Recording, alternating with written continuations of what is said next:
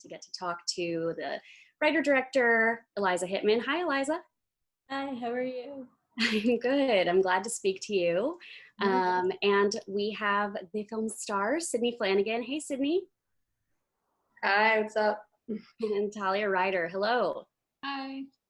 So, women in film members, I encourage you to use the Q&A button that you'll see at the bottom of the screen if you have any questions.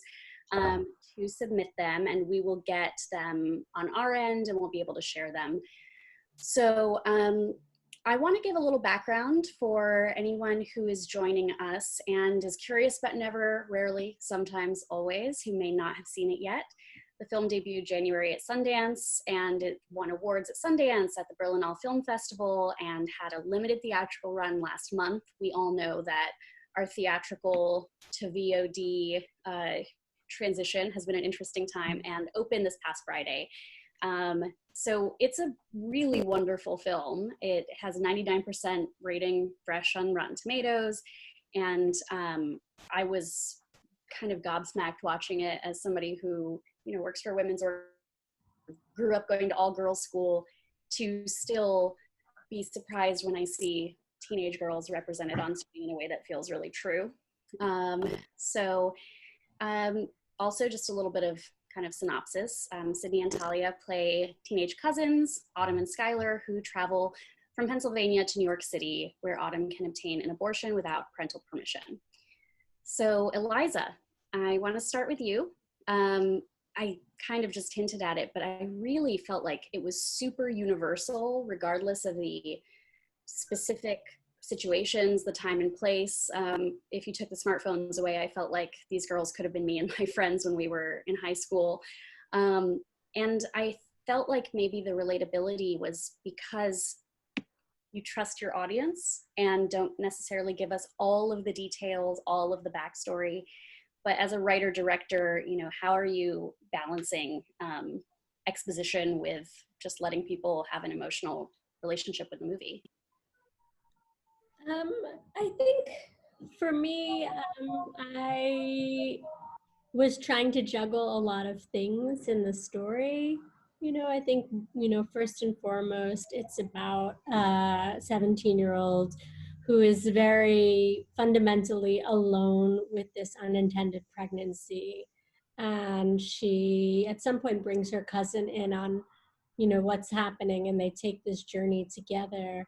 But there's a lot of the story where we're very much with Sydney's character, watching her kind of navigate, you know, these clinics and centers all by herself, you know. And then, you know, the next thread of the story is really the friendship and how women, you know, really need other women to, you know, join them on this kind of crusade, this journey to New York, because it takes a lot of perseverance and it would be intimidating to do alone. So the story of their friendship was sort of the next layer of the story that I focused on, I would say. And in terms of capturing teenagers, you know, I'm not a teenager, and it's been a long time since I've been a teenager. So I try not to, in a forced or fake way, capture the way they speak, you know, but more as an observer, the way that they behave. So there's not, you know, a lot of dialogue, and I just kind of relied on their unspoken connection throughout the story. And yet there are definitely those, yeah, I mean, if you try to make something that's extremely of the moment with slang and the sort of way that we feel like teenagers be portrayed, then 5 years from now, we might be thinking that it seems really dated, versus when Autumn goes to a women's healthcare clinic and is shown a scare tactics kind of movie. And I thought, yep, I think everyone drive, you know, these sorts of like, the way that we don't trust teenagers, especially, you know, a 17-year-old woman, to have autonomy over herself. So Sydney, the first time that we see you on screen, your character is playing guitar at a talent show. And I was struck when I had finished watching the whole movie and kind of sat with it, that's the most comfortable I feel like this character is with opening up and speaking about her experience. So can you tell us a little bit about being a musician and how your experiences, helped you as a performer? I think is this your first on-screen role, I believe? Yeah. I mean, it's my first role in general. I've never acted before. But I mean, yeah, I mean, as a musician myself, I've always used it as a form of like a tool to communicate with other people, because at first growing up I was really socially awkward and I didn't really know how to reach out to others, and a lot of my way of communicating to others was through my music. And I really like, and it's helped me, I think, communicate and deliver a performance in that way that that it's since it started.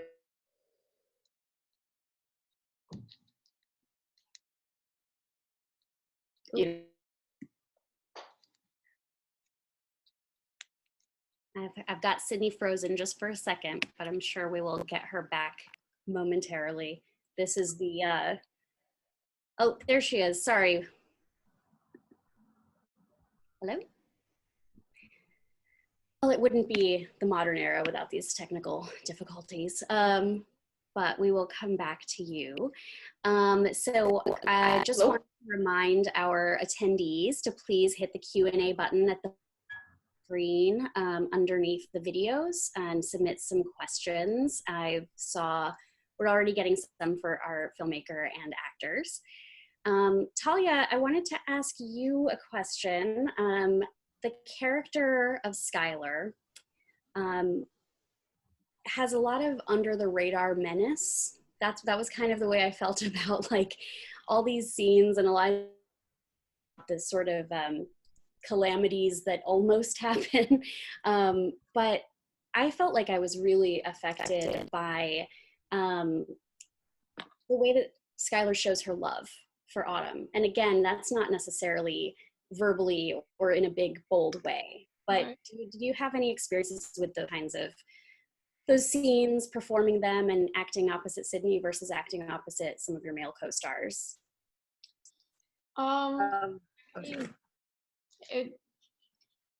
Sydney and it was obviously more comfortable for my character being around her cousin than any of the male co-stars in the movie. I'm sorry, what was your question again? Just about like, again, using your physicality or just the way that you interact and engage with Sydney as a way of showing love between cousins, friends, teenage girls. Well, I think when you love someone that much, it's not something that you're actively thinking about all the time. So I think that just comes across naturally because it's like a known fact about you and your relationship to that person. Whereas with somebody that you may not love so much, like the male co-stars in the movie, it's more of like an active thought, like your disdain towards them. Mm-hmm. I felt like those were the moments of like putting makeup on somebody or holding hands in a way that it's like, that's of course how you don't have to say it. You don't have to have the big monologue, Eliza, we got a question from Kamisha Wooten. I saw someone wants to know about the casting process. Yeah. I initially started out trying to cast a wide net for casting the two lead roles. And I was very open-minded, and I always try and go into a casting process like, ready to consider everybody and thinking that I could kind of rewrite the script to whoever I cast, essentially.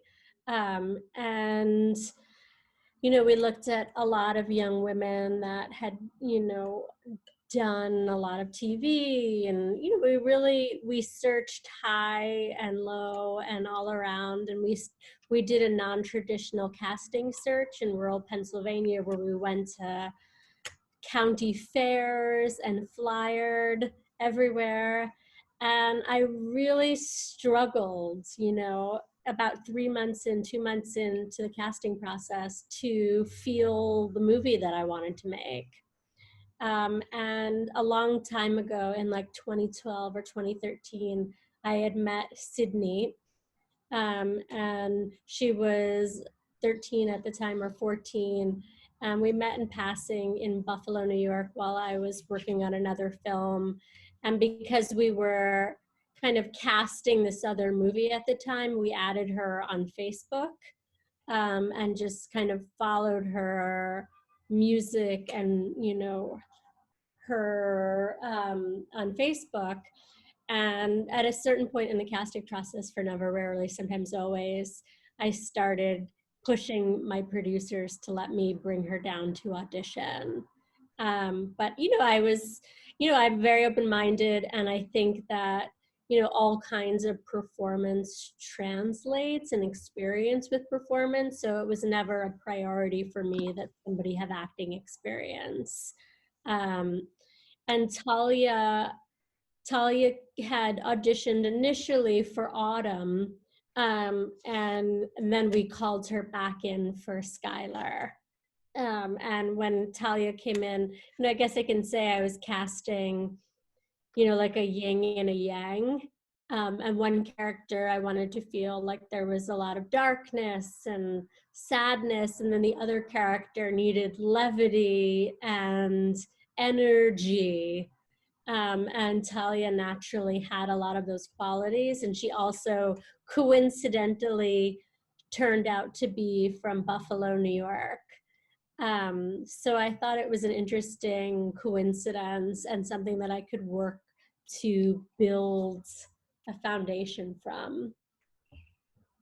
Actually, I have a kind of to tack onto that, and then it's very connected to a question that one of our members, Ashley Brim, posed.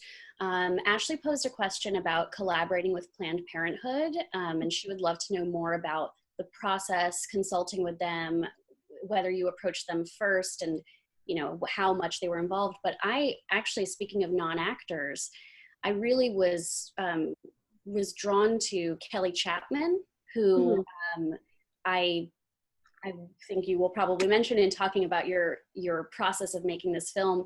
For those of you who've watched it, she is the social worker who is acting opposite Sydney in the scene that we get the title of the movie from. And as I was watching it, assuming she was an actor, I was thinking, God, she is conveying such care and love and gentleness. And I was watching thinking, how is she acting so well off camera? I'm looking at Sydney and I'm completely transfixed. And I'm thinking, I would hope that anybody who is in a situation where they need any kind of medical care would be working with a woman who's as professional and has such a manner as Kelly, but who discovered on doing my research is not an actor at all. So could you speak a little bit about this process, kind of connecting, making a film to an organization like Planned Parenthood? I worked a lot with Planned Parenthood, and they were very, very generous, particularly a woman named Karen Sprook, who is like the head of arts engagement. And she interfaces with film and television and anybody that's looking, to attempt to accurately represent these issues on screen. So I went in, initially to Planned Parenthood, and I met with some social workers, and I toured the facility, and then I ended up, just out of curiosity, going to all the facilities around New York and just meeting, just trying. I became kind of very obsessed with the research of the film, even though I wasn't making a documentary. And I also wanted an outside point of view, I'll say. So I went to a clinic in Queens called Choices, which is where I met Kelly, who plays the social worker. And she was very candid with me. And I liked her so much that I began to kind of write her in mind in the scene, never thinking I would cast her. She was just the inspiration for the kind of counselor that Autumn meets in New York. They read scripts. They didn't give like story notes. The balance was taking their feedback, but also having them understand that it's not a documentary and I couldn't show everything that happens from beginning to end. So they were very collaborative, yes, and it was like a balance between, but this is the film that I'm, making, and it's going to be written in the style. These scenes are going to be written in the style of the rest of the film, if that makes sense. And I couldn't include and show everything, but they also let us film in Planned Parenthood for 2 whole days.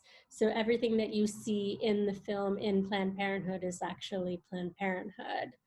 We shot in one in Brooklyn and one in Manhattan. And I spent a lot of time with Kelly developing that scene and marrying it to the way that she does her job, to what Planned Parenthood does, because she, trained at Planned Parenthood and then worked somewhere else. And then also to the feeling and the style of the writing of the script. Mm-hmm. I have a question that I'd love to first throw to Talia and Sydney, and Eliza, if you would like to as well speak to it, which is from Women in Film member Kelly Pike, who would like to know about the rehearsal process.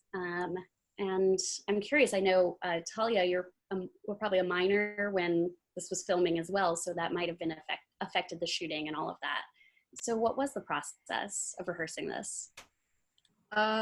I mean, we only had 2 days to rehearse, so it wasn't anything too intensive. We just kind of spent a couple days in Eliza's apartment, like going over the script and kind of, feeling out some of the scenes. We did this thing where we like did each other's makeup, like me and Talia were doing each other's makeup, like while kind of running through some of the lines to kind of like, create a little bit of intimacy. And yeah, it was mostly just kind of trying to develop like a bond and get familiar with the scenes.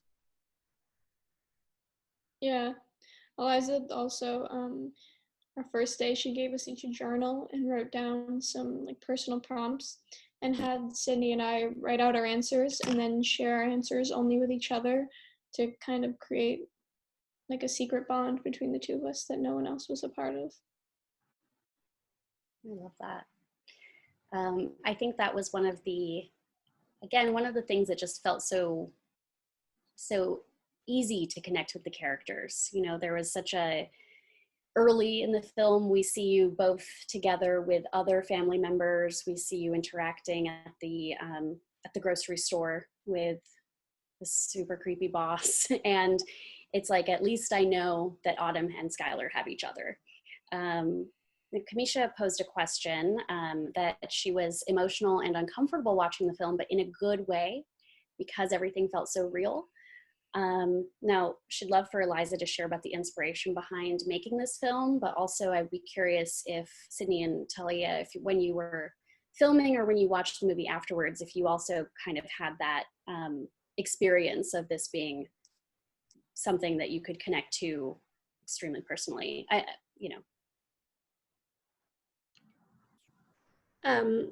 I started thinking about the film in 2012. I was reading a headline, and it was about the death of Savita Halapanavar, who was a dentist in Galway, in Ireland, and she was denied a life-saving abortion and died of blood poisoning. And very naively, I just went out and bought a bunch of books because I was sad about abortion history in Ireland. And one book I bought was called Ireland's Hidden Diaspora. And it was just all about the journey that women would take from Ireland across the Irish Sea to London and back in one day for an abortion. And I was just like, I was reading about abortion trails and, sort of thinking about it as an underground railroad. And then I at the time I was making very small movies and I didn't think anyone would let me make a movie in Ireland. So I started thinking about what the US equivalent to that narrative would be, and started reading about then the journey that women would take from rural areas into urban areas. And there were a bunch of articles that I found online, all about New York as being this kind of safe haven. So that was really, there wasn't like a real life incident that this film is based on, but I was just, sort of thinking about the circumstance of so many women and how their lives can quickly fall apart when they don't have access to reproductive care. The thing that is very interesting, I've heard you say the word journey a few times. I think it can be very easy to think of abortion as a one. This is going to be a one-step story. She needs an abortion, she's going to go get one. It's not that way at all. This is a story in which she comes up across numerous obstacles on the way. And I think that's what I found to be very interesting. It seemed going to New York would probably have an easier time than many of those women in Ireland. And yet it still becomes a multi-day process in which, Skylar has to make some difficult decisions in order to help her cousin. So there are a number of things that struck me as being, I think I mentioned, kind of near miss catastrophes, or like the threat of something quite terrible about to happen. And I don't know if that's what I'm anticipating based on movies I've seen and how I think, oh, it's about to get extremely melodramatic. And instead it's far more what I think all of us as women have experienced, which is those times on the subway, those guys who are having a conversation with you and you have to be polite and just kind of put up with it. Would any of you like to speak to how, it was much more grounded in reality than it could have been, as even the protest scene, which I thought was fascinating. I'd love to hear how that was conceived. I think, I don't know. The protest scene is real, actually, and it's a real protest, a peaceful protest that happens every month in front of Planned Parenthood. So we knew about it and we scouted it a month before we filmed, and then when we showed up to actually shoot, it was quite a bit larger than we expected. I think in terms of like the obstacles of the narrative, I usually, you could kind of classify this story as, in screenwriting lingo, as being like a hero's journey. And I was always conceiving it to be like a classical hero's journey, but I didn't want to have an antagonist in the film, like one person who was stopping her from, getting an abortion. I wanted, the antagonist to be almost environmental, and to be, these, everyday characters that are, intruding on their worlds, and in a way, like, it explores an ambient sexism and an ambient misogyny, that is true to life. And that just because they're young, they're learning to navigate those antagonistic forces around them at all times. So that's a little bit how I conceived of it structurally, that there needed to be tension, and tension can come from many places. Sydney and Talia, did you have any particular scenes that were your favorite to shoot, either because they were particularly challenging and, it felt like a great accomplishment, or because they were more fun or enjoyable? I definitely think my favorite scenes to shoot were the ones where I got to be a little more musical. because, you know, I was really new to the acting thing. So like when I got a chance to do something I was 100% comfortable with, I was just kind of like, yes, like this is my element, you know, and it was like super nice to be able to like relax a little bit more, like doing those. I just felt like it just felt more natural. So I had a lot of fun shooting those. Oh, one of my favorites, it didn't make it in the film, but there was a scene where Cindy and I kind of Oh, ran. we're gonna. I'm just kidding. I'm kidding. Oh, okay. Well, there was a scene, we decided to take the train to the end of its run and got off the beach and ran around there for a little bit. But it was really, really freezing when we shot it. And I don't know, we had a lot of adrenaline that day and it was fun. The teenage experience of being uncomfortable and then having a lot of adrenaline, extremely relatable. Also, as somebody who may have given myself ill-advised piercing or two when I was 17. So a number of relatable scenes in the movie.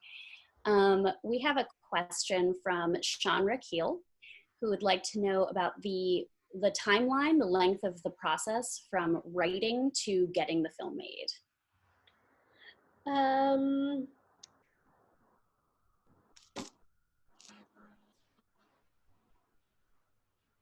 I guess it took me about a year to write. I spent a year writing it, but not like a full-time job. I'm a full-time professor. So it was sort of after beach rats, and I spent a year working on the script. And I guess I finished it in about June of 2018. And then we were shooting by March of 2019. Excellent. So like about a year and a half. And Jen Alba would like to know about the budget and if the budget affected the story or how it was shot. I don't know if I can say the budget. It's a low budget movie, obviously. You know, it did. The biggest challenge was that the script was divided between two states, between Pennsylvania and New York. And because independent films rely so heavily on the tax incentive in New York, it really limited the number of days we could shoot in Pennsylvania. So we were cheating. You know, we only got a few days in Pennsylvania, and we were cheating a lot of interiors in New York for Pennsylvania, and it wasn't an ideal way to shoot the movie. Looking. But speaking of shooting the movie, I'd love to talk to you about the cinematography. Hélène Luvar, who's worked with auteurs like Agnes Varda, Alice Rohrwacher, and yourself now on 2 films, is that right? You know, did you have to work with her on determining the look and feel, or was it more organic? Because Hélène and I have worked together before, we have a very organic flow, and she knows sort of how I like to shoot. And I think that's why so many people gravitate to working with her multiple times. It's because she really does value the relationship and knows people's, you know, visual strategies. So we definitely came into this one, you know, not setting out to redo what we had done in Beach Rats, because it's a different story, but with an understanding for the kind of intimacy, you know, that I'm setting out to achieve. And I also like the way that she operates, and she is very in touch with the performances. And there's, you know, a lot of moments that, especially in New York on the street and in the subway, where we are a bit more run and gun. And, you know, I trust her in those moments. But usually, you know, we sit down and we do a pass through the script, and I just tell her what's in my head. and then it's like kind of sculpting. You just kind of keep going back through and changing and adding more detail.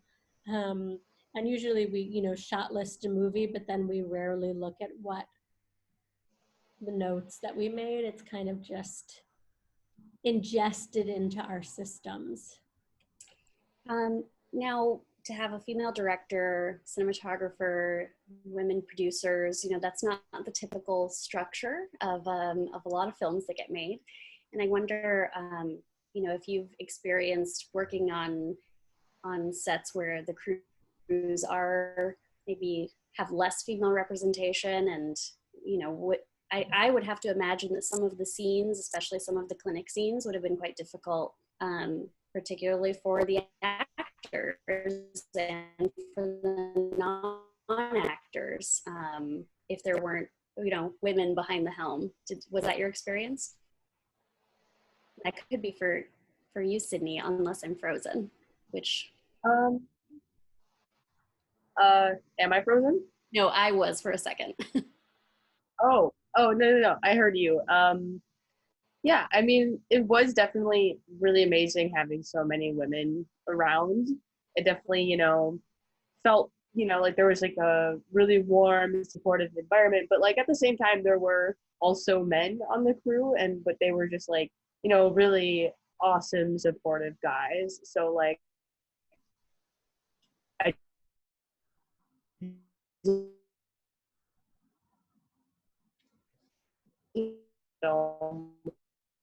was pretty, it felt really, it just felt good. We have a technical question from Tara Parian, who would like to know how the nose piercing scene was shot. Sydney, do you want to answer? We like watch a bunch of videos of young kids piercing their own noses on YouTube, and it was really, really terrifying and cringy to watch those. But they all kind of did it in a way that would be unsafe and just used whatever was on hand. And I think we like cheated it with a mirror or something. I'm pretty sure, because I did not actually pierce my nose. It was already pierced. Yeah, her nose is already pierced. Yeah. So she's just putting a safety pin through her pre-existing hole. That is a relief. And then I think, yeah, in the mirror, then we like just added a little blood and like a very small cut in it.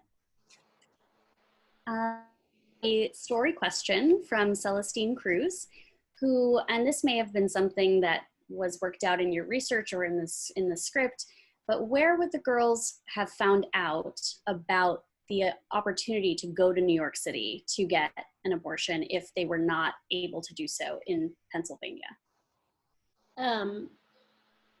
It's interesting. There was a little bit of a sequence that was cut that kind of spelled that out more to the audience, but we ended up feeling like it took up too much time.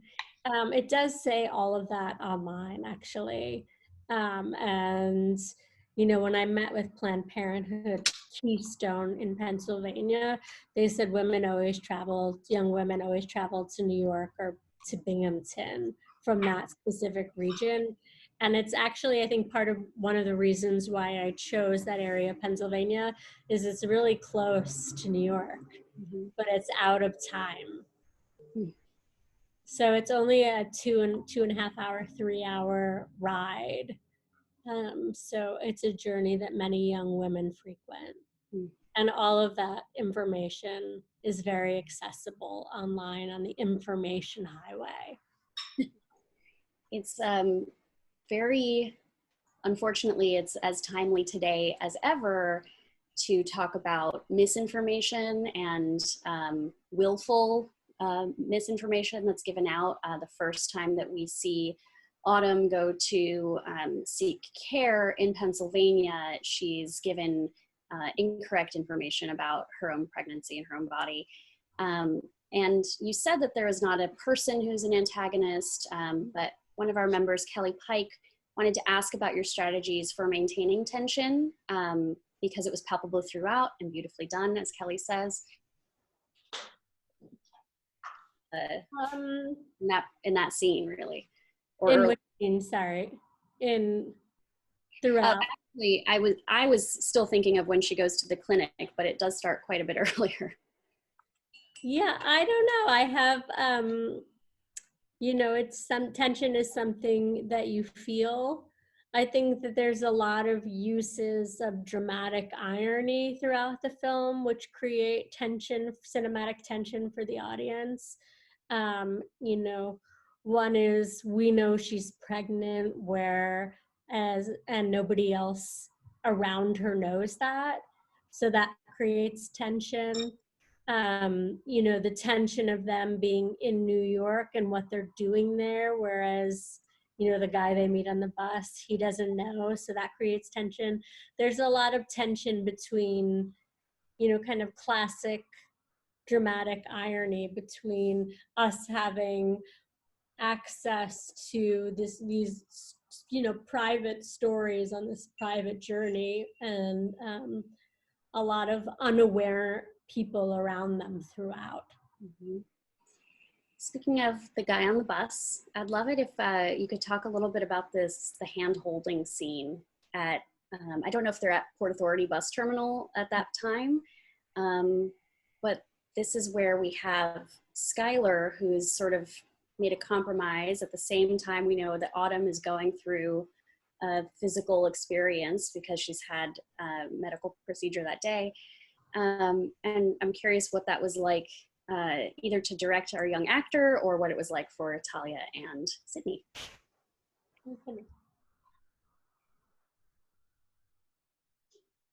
I don't know. It's one of my favorite moments in the film, honestly, because it's a sad moment, but it's also kind of like a heroic moment in a sense, because Skylar kind of utilizes her rare power as like a young female, and knowing that she has her cousin there and that they have that kind of mutual love and respect for one another, it's like a really smart way that Eliza put that into the film. And how was it shooting it, Talia?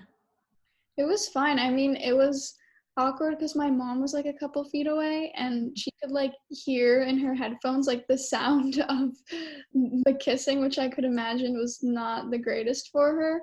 But Eliza created like a really, really safe and comfortable environment on set, which is really awesome, and gave both Theo and I the power to call cut at any moment.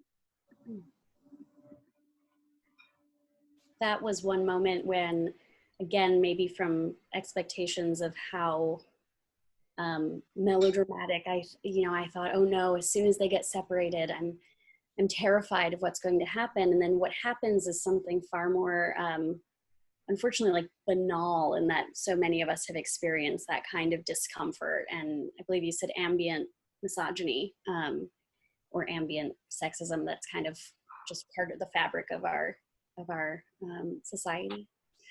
We have a few minutes left, so any members who still wanted to ask questions, please use the Q&A button at the bottom of the screen. And one thing I was wondering about is, again, we're dealing in so many ways with bureaucracy, which seems like it wouldn't be part of a human story, part of an emotional story about these, the friendship between these two girls and what she's going through. But do you feel like this is something that, even in the process of writing the film, like the logistics have changed, that it would, or is this just something that's been the case for generations? Just, the bureaucracy of trying to gain access. Well, I think, part of the reason I ended up making the movie when I did was because, Trump was inaugurated, and, I felt a real call to action to put it on screen to tell this story. And, obviously the battle for reproductive rights, has been going on for 30 years, and we're still fighting, and we're still working to protect those rights. And, you know, even amidst this pandemic, there's been a massive attempt to shut down clinics. So, you know, I think the story is timely, and there's, you know, still a lot of fighting and defending to be done. I hope that many people will watch this film and show it to others, show it to people that they care about. It's eye-opening, but again, even regardless of the specific situations, it's extremely relatable. So if there's anything else, I just want to encourage everyone. We have one of our members who just, Tara Parian, wanted to chime in and say congrats to all for making such a powerful film, and to thank you so much for all of your work. I'd love to echo Tara's words. And to anyone who may have tuned into this and have not seen the movie yet, it's available now. So never, rarely, sometimes, always. I personally watched it on Fandango now. It's on Amazon Prime. It's everywhere. And if there's anything else that you'd like to share with our members about the film, or even about releasing a film on VOD in this odd time, we have a couple minutes left. I don't know. Thank you for watching. If you watched, you know, at home on VOD, we really appreciate it. Thank you, Eliza, for taking the time. Thank you, Talia and Sydney. It was lovely to see your faces. Also, a member, Kelly Pike, would like to say the film is gorgeous. Congrats, and thank you for making it. And thank you for joining Women in Film this evening and sharing with us. And it's really excellent, and we look forward to seeing more from all three of you. Thank you.